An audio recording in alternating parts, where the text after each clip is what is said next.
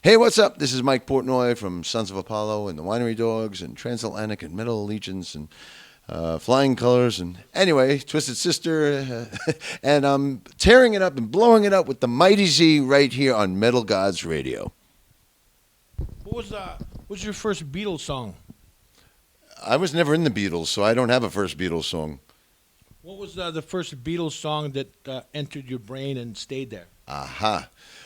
That's impossible to answer because literally from the day I was born, I was surrounded by the Beatles. I was a Beatles fanatic from day one. So I can't remember back to what the first was because it was there from day one, but I remember specifically. I mean, I was born April 20th, 67, which was the day they completed Sgt. Pepper. 6 weeks later, Sgt. Pepper came out, so I'm sure I heard it when it came out, but I remember when the White Album came out. I remember when Abbey Road came out, having a little record player with all the little 45s with the green apples and the old orange and yellow Capitol singles. And so, yeah, I was a Beatles fanatic from the beginning. I saw George Harrison live when I was 7 years old. I saw Wings on the Wings Over America tour in '76. So, yeah, I'm pretty hardcore. Very cool. And are you John or do you? Changes from day to day. Yeah, I have the Beatles. My whole leg is Beatles tattoos. Yeah, but yeah, some days it's a John day, some days it's a George day. Paul, Ringo, I can't pick a favorite. They all mean so much to me. I'm a huge fan of ballads. Okay. So, well, I would say "In My Life" would be my favorite Beatles ballad. And for something about '60s soul ballads, I don't know. I'm like 1 year older than you, or you're 1 year younger than me, and something about ballads. Are you a ballad guy as well?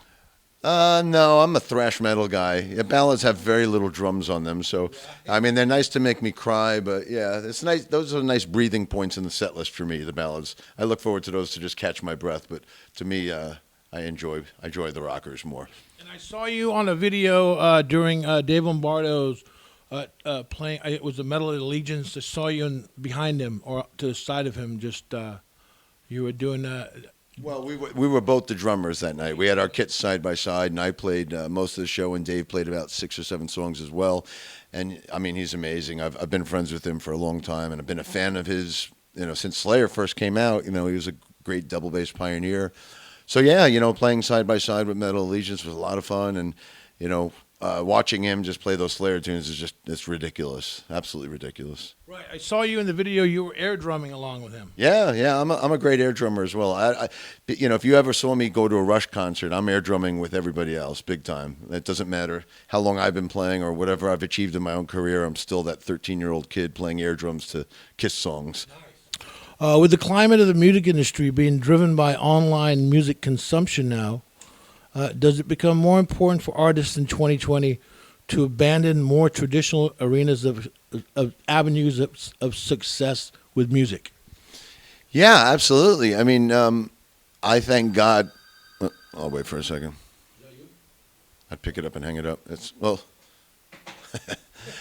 I thank God that I have been doing this for over 30 years and I have an audience. Because luckily they kind of support what I do, but I can't imagine starting off in this environment. I mean, the internet's a great way to get your music out there. You have, social media and Instagram and YouTube and all these ways to get your music out there. But in terms of making a living off of it, nobody gets paid anymore.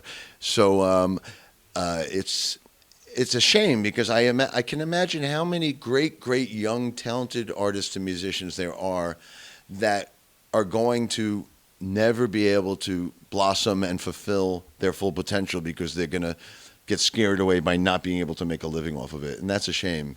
I mean, it's great that, you can access music at any time, anywhere in the world. Spotify is very convenient, but it doesn't pay the artists. So artists now have to think of new ways to make money. And, a lot of bands have to do these paid meet and greets and things like that. And people look at it like the artist being greedy. But no, it's as a matter of the artist actually finding a way to make a living. I mean, if you were an electrician, I wouldn't expect you to come to my house and fix my electricity without getting paid for it. You have a wife and kids and a mortgage to pay for, and it's no different for musicians. This is how we make our living, and if we're not getting paid for it, we can't do it. And people don't expect that. Today's kids, they feel this entitlement that they should get all their music for free. So unfortunately, I have to sell drumsticks and drum heads at the merch stand in order to pay for my family. That's the stone cold reality of where the music industry is at in 2020. And do you have advice for artists looking to have a career in music in this digital age? Well, like I just said, I hope that young musicians don't get discouraged by the fact that it's harder to make a living off of it these days. I would hope that young artists will still follow their heart and still persevere by any means necessary to survive. And I'll be curious to see how music develops in the next 10 to 20 years. But my advice to young musicians out there is follow your heart. Don't give up. It's going to be harder than ever. And follow your heart, make the best music you can, and get it out there. You know, I guess you can't rely on record sales anymore. You can't rely on record companies anymore. So take advantage of the fact that you have the ability to do it yourself and make the most of it. And coming from a diverse background of music projects, how do you prioritize your weekly schedule to accommodate all you are involved with? Well, my schedule when I'm home and my schedule on the road are two different lives. You know, when I'm home, I'm usually dealing with interviews or overseeing artwork or the record releases or the mixes. I'm overseeing whatever the next thing on the plate for me is, you know, overseeing the video cuts for DVDs or promotional videos. So when I'm home, I'm doing that. When I'm on the road, I'm playing concerts. And every day, I mean, today's the first day of this tour and it's already starting. Our heads are going to explode. You know, we have to go from sound check into the meet and greet where we're playing for fans at sound check and they get to get a private performance, then come straight to here to doing interviews with you. I haven't had breakfast yet.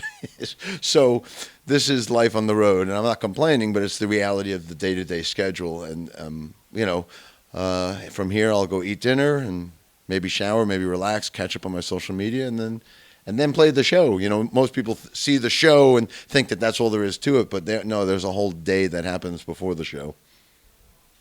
And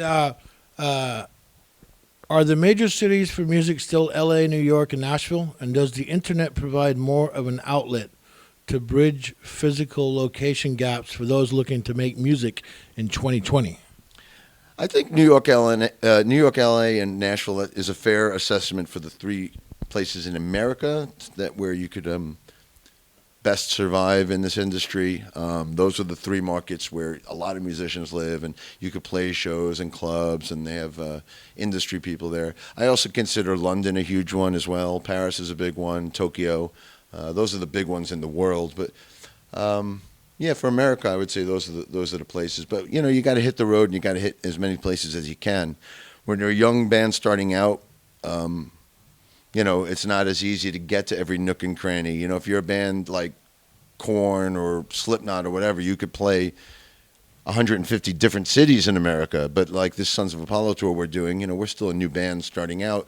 So we pretty much had to cherry pick the main markets to hit. You know, LA, New York, Chicago, Detroit. You know, you got to go where the markets are. Do you prefer digital or in-person interaction, especially when making music? Oh, absolutely, 1,000% in person. I mean, I'm in 6 bands at the moment, and every single one of them write together. I've never been a part of a band where you just like record something and send it off to somebody else. And to me, every band I've ever been a part of, we write the music together. We get in the room together, and it's that interaction between all of the different personalities and players. To me, that's what makes the magic of music. It's very, very important for me. With video streaming services providing access to events becoming more popular, do you feel this is detracting from the unique experience of seeing live music? I mean, there's never going to be a replacement for being at a show and feeling the vibe in the audience and the excitement and the energy. You can't really properly portray that, you know, on TV or on a computer screen or on a phone screen. But because of the music industry situation like we've been talking about, it's not necessarily possible for everybody to get everywhere. So, you know, for instance, I just did a tour with my band Flying Colors, and we only were able to do 10 shows in the entire world. So, unfortunately, for the people that are in Omaha, Nebraska, or in Stockholm, Sweden, or in Sao Paulo, Brazil, you know, we didn't get to play for them live. So second best is that we put out a live DVD that they can at least experience the show. It's, you know, it's better than than not doing it at all. Yeah. When jamming to songs live and in the studio, do you learn the guitar riffs as a main reference? No, because I'm usually part of the writing of any band I'm in. All the bands I play in, I've never just been handed a song. All 6 bands I'm a part of, we write together. So the drums are as integral of a part of the composition as any instrument. And to be honest, when writing, I'm never thinking about the drums. I'm talking about the song arrangement. I'm listening to the notes that are being played, the chord progressions. So usually I'm very, very obsessed by everything other than the drums. To me, the drums come last. I oversee everything else and then get behind the drums and then figure out what the hell I'm going to do. How important is it taking care of one's health when you are a professional musician? Well, you have to, because especially being a drummer, it's a very, very physical instrument. Those 2 hours up there are very physically demanding. I'm as guilty as anybody of just not taking as good care of myself as I should.